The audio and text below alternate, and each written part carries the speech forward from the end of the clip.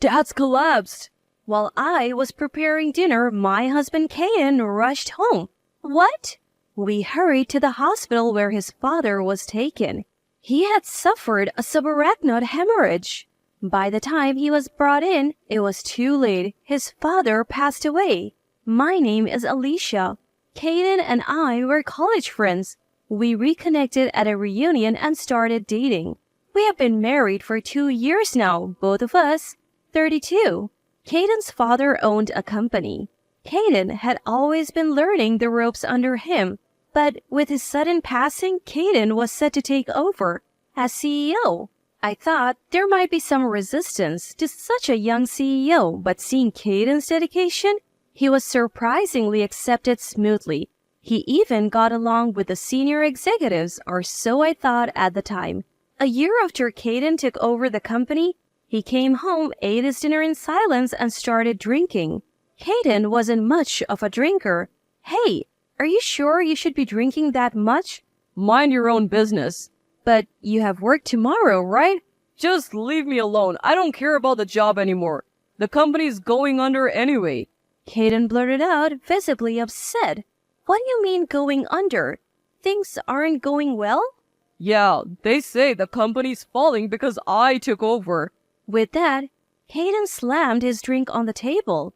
They keep saying I should know better as a CEO, that I should take responsibility. The board always criticizes me. I don't think I can handle it anymore. Caden's face shifted from anger to the brink of tears.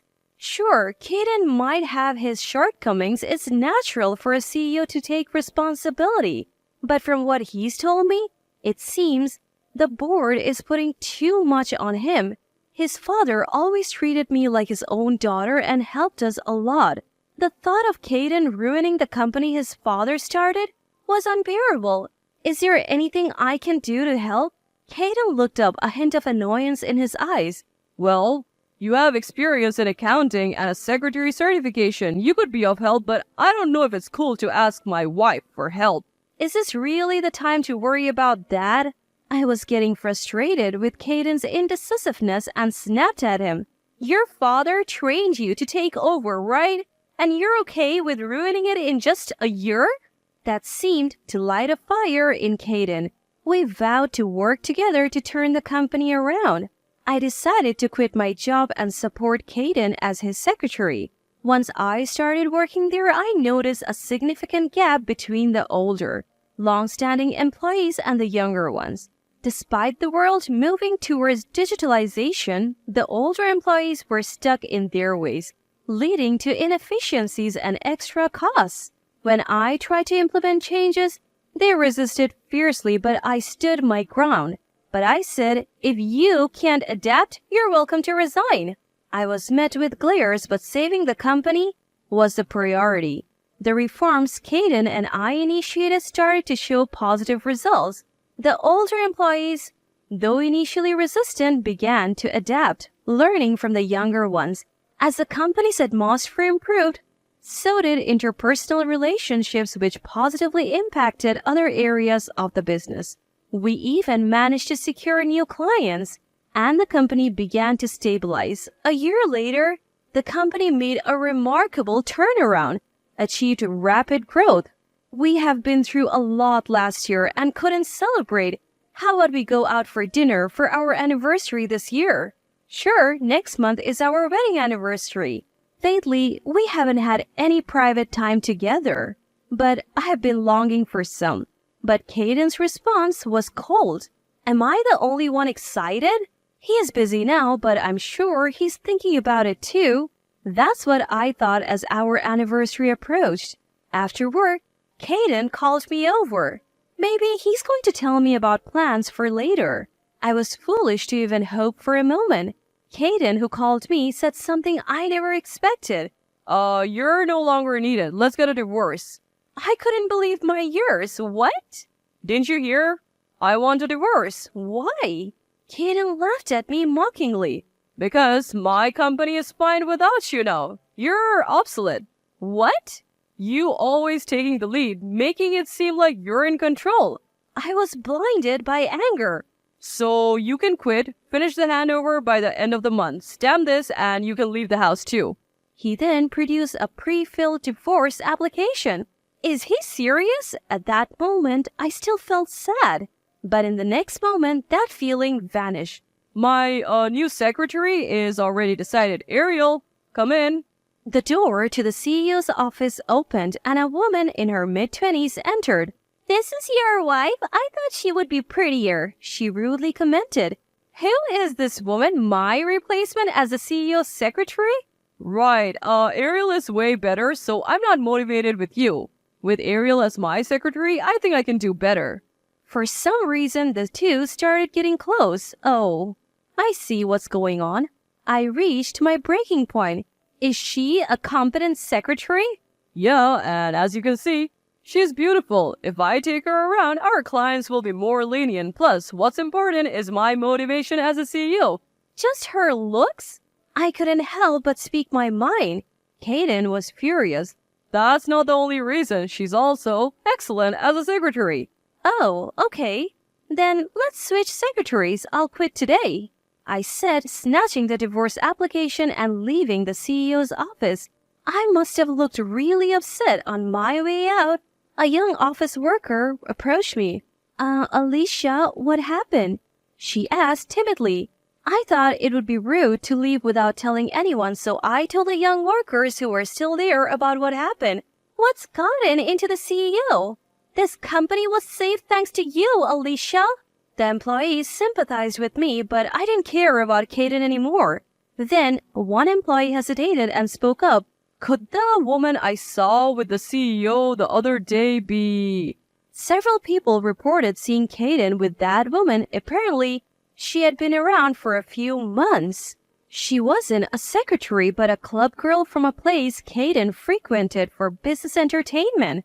So their relationship had evolved into that? The sightings always happen on days I left work early. He would say he had work left or a business dinner. I offered to help or join if it was with clients, but he always refused. Now I understood why. Some employees had considered telling me but didn't want to hurt me with mere suspicions. They decided to wait for concrete evidence, although they tried to persuade me to stay. I couldn't. After all, Kaden was still the CEO. I said my goodbyes. Most of the executives had gone home, but a few remained in a conference room. I knocked on the door. When they opened, they looked flustered. I noticed some documents but ignored them. I've decided to leave the company. Please take care of things from now on. They simply thanked me for my hard work, so I left. The next day, I quickly found a new place and moved out while Kaden was away. I filed the divorce papers and took a deep breath. What had my life become? I visited my father-in-law's grave thinking it was the end. That's when I finally cried. But I believed I had managed to save his company. It wouldn't go bankrupt unless something drastic happened. A month after divorcing Kaden, some younger employees contacted me. The new secretary was always by Kaden's side but barely worked. She was disrespectful to other employees and had no redeeming qualities besides her looks. They begged me to return, but I declined. Then an idea struck me. With the skills I had gained over the past year, I could start my own business. I began studying and fundraising for my startup. 3 months later, I launched a new company with one of the workers from Kaden's firm. Other employees soon joined us. Although we weren't stable yet, most were willing to take the risk. We owe our jobs to you, Alicia. We want to help. I'm here because I want to follow you, not the company. So I decided to work hard with everyone. Around that time, Kaden contacted me. You're poaching my employees. Really? Your company's in trouble again? I laughed at the once condescending Kaden. That's because you're poaching my employees. You are the one who's been using my credit card even after our divorce. You'll pay for that. What? That's my card. Busy now. Don't contact me again. I hung up and called my lawyer. Soon Kaden was served with a lawsuit for compensation due to the divorce. A week later, he visited my office. You are the CEO now? You owe it all to me. What? What do you want now? I'm busy, so make it quick. I said, clearly annoyed. Kaden then pulled out some documents from a lawyer. What's this all about? It's a compensation claim for your affair during our divorce proceedings, plus the credit card bills you racked up after our divorce. It's only fair. You easily agreed to the divorce and now you're suddenly claiming compensation? Didn't you know? Compensation claims from divorce proceedings are valid for 3 years after the divorce. You brought the divorce papers and even brought along your affair partner, Ariel. I thought you would expect a claim. Caden's face turned pale, seemingly unaware of this. Everyone at the office gave me evidence of your affair. On days I left early, you always seemed restless, unlike me who never suspected a thing. They noticed. They followed you and took photos. The dates on those photos are from before our divorce. Caden looked even paler, but I didn't hold back. And the credit card? You used my family card on dates with her at restaurants, bars, and more. How could you use a traceable card for your affairs? I sighed in disbelief. Suddenly, Caden's demeanor changed. I'm sorry, I truly am. Now you apologize? Actually, my company is on the brink of bankruptcy. Our clients are leaving, and I can't afford the compensation. I need your help. I couldn't help but laugh. How many times will you run your company into the ground? If you're in such a pinch, why not ask your competent secretary for help? But Ariel, she doesn't even have a secretary certification and can't do the job. My laughter grew louder. You said her beauty would charm clients, right? But when I took her to the clients, she was so rude that we lost more and more of them. Now, only a couple of companies whose older CEOs like Ariel remain. Huh, figures. Those companies that left you, they're now our clients. What? I didn't steal them. It's natural for companies to seek better partnerships. No way. By the way, are your company's executives still around? Well, only the younger ones moved here. The older ones are still executives. You should investigate them for embezzlement.